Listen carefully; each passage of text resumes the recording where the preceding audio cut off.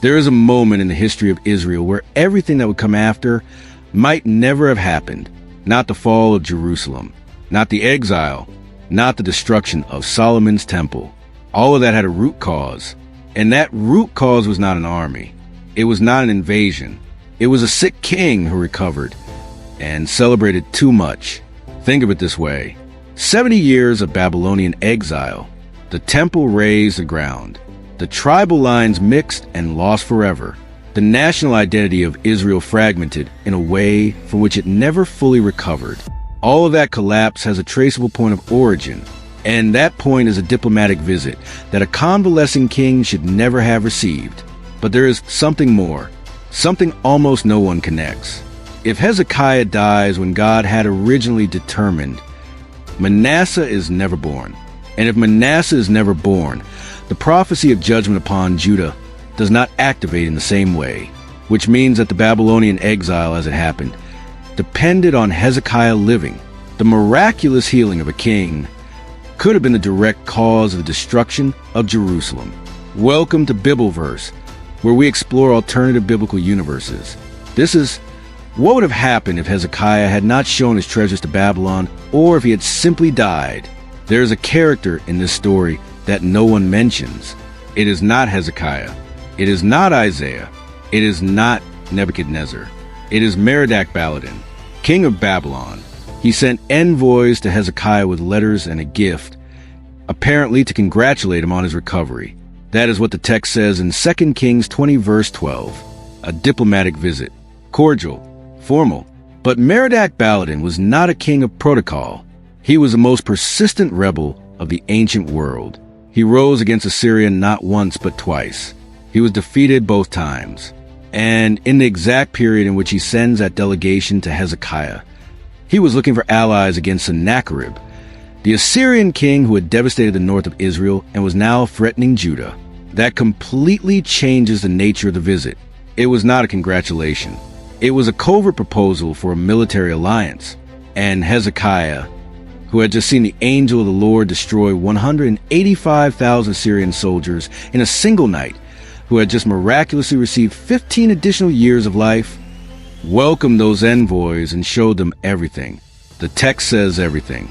Silver, gold, spices, oils, the house of his armory, everything that was in his treasuries. There was nothing in his house nor in all his domain that Hezekiah did not show them. 2 Kings 20 verse 13. And here's a question the text does not answer. Did Hezekiah know what he was doing? Was it political naivety? Was it pride? Was it the euphoria of someone who had just survived a terminal illness and believes nothing can go wrong? Isaiah arrives afterward. He asks who those men were and what they saw. And when Hezekiah answers, the prophet pronounces one of the coldest sentences in the entire Old Testament. Everything you showed them will be carried to Babylon. Nothing will remain. Hezekiah responds with something that should still make us uncomfortable today. The word of the Lord which you have spoken is good, for there would be peace and security in his days. A king who has just condemned his descendants to exile, and his only concern is that he will not live to see it. Imagine Hezekiah acts differently, not out of extraordinary holiness, out of simple political calculation. He receives the envoys of Merodach-Baladan. He listens to them, and he decides not to show them anything. He returns their gifts with diplomatic courtesy and sends them back without any strategic information about the wealth or the defenses of Judah. The immediate consequences are clear. Babylon does not obtain the inventory of the kingdom. It does not know what is there. It does not have the reconnaissance information that decades later Nebuchadnezzar would need to know exactly what to look for when he finally takes Jerusalem. But this is where everything changes. Isaiah never pronounces the prophecy of the Babylonian exile because there was never anything to prophesy. The trigger never occurred, and that created a fracture in prophetic line that goes much further than it appears. Because the prophecy of the exile in Babylon is not merely an announcement of judgment. It is the framework upon which Jeremiah builds his entire ministry. It is the foundation upon which Daniel interprets the dreams of Nebuchadnezzar. It is the reason Ezekiel prophesies from the river Chebar. If that prophecy does not exist, those three prophetic ministries lose their foundational context. And then another possibility emerges.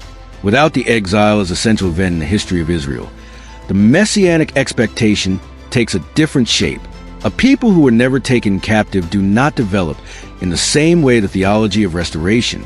They do not have the same urgency for a redeemer to bring them out of oppression, and that alters the theological soil upon which the New Testament builds a figure of the Messiah as liberator. One rejected diplomatic visit, and the theology of redemption changes shape. Now the second path, and this one is more disturbing than the first. God tells Hezekiah through Isaiah, "Set your house in order, for you will die." 2 Kings 20 verse 1. Hezekiah prays. He weeps, and God reverses the sentence before Isaiah even leaves the middle court. But there's a question the text does not make explicit. What was in the original plan that required Hezekiah to die at that moment? Because if Hezekiah dies, Manasseh is never born. Manasseh was 12 years old when he began to reign, which means he was born 3 years after the miraculous healing of Hezekiah. 3 years into the 15 additional years. If those 15 years do not exist, Manasseh does not exist.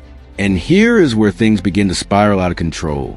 Manasseh is the king the Bible points to directly as the human cause of the final judgment upon Judah. 2 Kings 23 verse 26 is explicit. Nevertheless, the Lord did not turn from the fierceness of his great wrath against Judah because of all the provocations of which Manasseh had provoked him. This is not coincidence. It is a pattern. The most wicked king in the history of Judah was born because God granted extra life to his father. But here's the apparent contradiction that theologians have debated for centuries and that the text leaves open without fully resolving. If God knew that Hezekiah would use those 15 years to commit the diplomatic error and to father the king who would condemn Judah, why did he grant the extension of life? This is not a rhetorical question. It is a real tension within divine sovereignty and free, but that the text does not flatten. It does not resolve it with a simple explanation. It leaves it there, open, like a crack in a narrative that, if you reach your hand into it, you find something you did not expect. And if Hezekiah dies at the original time, not only does Manasseh disappear, the human catalyst of judgment disappears. And without that catalyst, Jeremiah's prophecy of 70 years of exile requires a different cause. Or it does not occur with the same intensity, or it is delayed by generations, which means that Nebuchadnezzar destroys Jerusalem regardless, or he does not do so in that century.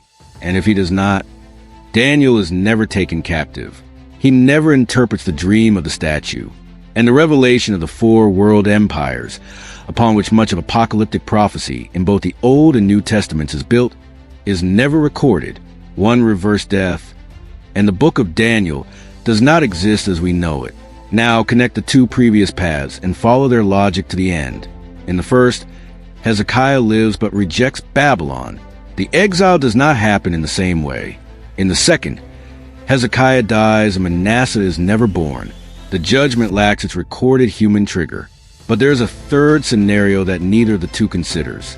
What if Hezekiah lives the 15 additional years and uses them differently? Not the Hezekiah who existed. One who processes the experience of nearly dying in a different way. Who understands extension of life not as a celebration, but as a responsibility. Who, when the envoys of Babylon arrive, receives them with the same strategic clarity with which his father David managed international relations. In that scenario, Manasseh is still born, but he is born into a different kingdom, with a father of a different character, with a different spiritual heritage, because the problem was never only political.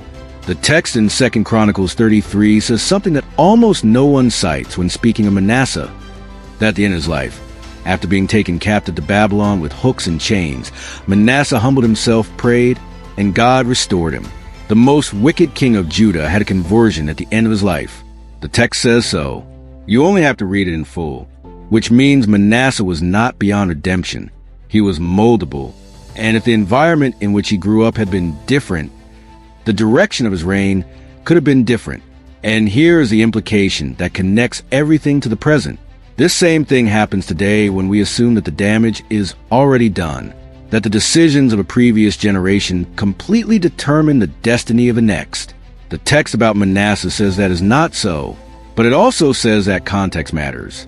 That what a father shows, what he exhibits, what he celebrates without discernment, shapes what the son will build or destroy. Hezekiah showed the treasures, and Babylon came back for them 100 years later. The three paths seem different. They are not. They are the same question asked in three different ways. What does a man do with the time he never expected to have? Hezekiah received 15 years that were outside the original plan, and he used them to commit the most costly mistake of his reign, to father the most destructive king in the history of Judah, and to respond to the prophecy of devastating consequences with compliance that borders on indifference toward the generations to come. That is the pattern. It is not unique to Hezekiah. It is a pattern of someone who experiences extraordinary grace. And instead of that grace making him more careful, it makes him more careless, more confident that everything will work out, more willing to show what he should protect, more focused on his present peace than on future consequences. The text does not condemn him in absolute terms. Hezekiah was one of the best kings of Judah, but in this specific moment, he failed, and that failure had consequences that lasted for generations. That is not coincidence. It is the pattern, and it operates with the same logic today.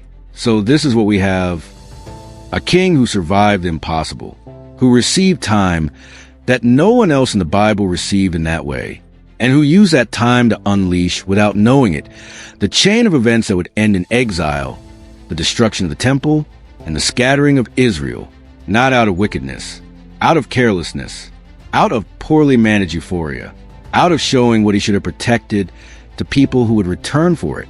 Here is the question I leave you with. Is there something in your life that God has given you or restored to you that you are showing to people who should not know you have it? Because Hezekiah did not lose the treasures the day he showed them. He lost them 100 years later, and he never saw it coming. The next episode is going to be even more uncomfortable. We are going to explore what would have happened if Judas had not betrayed Jesus, and why that could have been the worst possible scenario for humanity. Because one decision, just one decision, can change everything. Until next time.